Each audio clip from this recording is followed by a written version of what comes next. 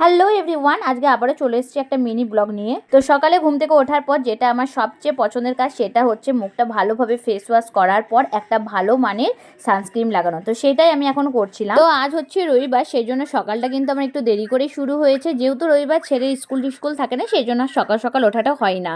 তো তারপরে দেখো আমি ভালোভাবে হাতে মুখের মধ্যে সানস্ক্রিন মাখার পর আমি ঠোঁটের মধ্যে কিন্তু একটু ভ্যাসলিনও লাগিয়ে নিলাম।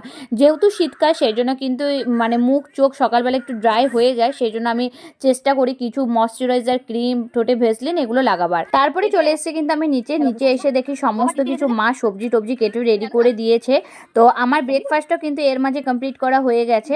তো এখন করব শুধুমাত্র রান্না। অন্যদিন সবজি কাটাকুটি সব আমি করি, কিন্তু মা বললো যে আজকে এমনিতে 10টার মতো বাজে, তো আমি করে দিই। আমরা ঠিক আছে করে দাও। তো মা করে দিয়েছে সমস্ত কিছু, আর সমস্ত কিছু মশলা তো মিক্সচার মধ্যে বেটেই নেবো, খুব একটা দেরি না হলে রান্না করতে লাগবে না। তো চলো এখন রান্নাটা শুরু করা যাক। পেঁয়াজ কলিটা আমি ভাজতে দিয়েছি।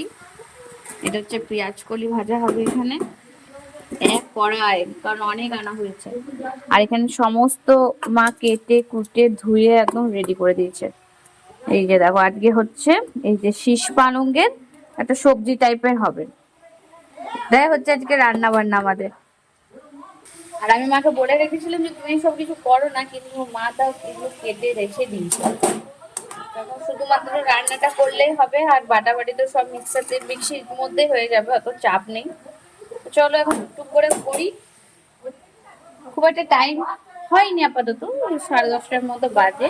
অন্যদিন 10:30টায় আমার রান্না কমপ্লিট হয়ে যায়, কিন্তু আজকে রবিবার অনেকক্ষণ ঘুমিয়ে নিয়েছি, সেই জন্য একটু দেরি হয়ে গেছে। তো যাই হোক, এখন চলো টুকটুক করে রান্নাটা করে নিই।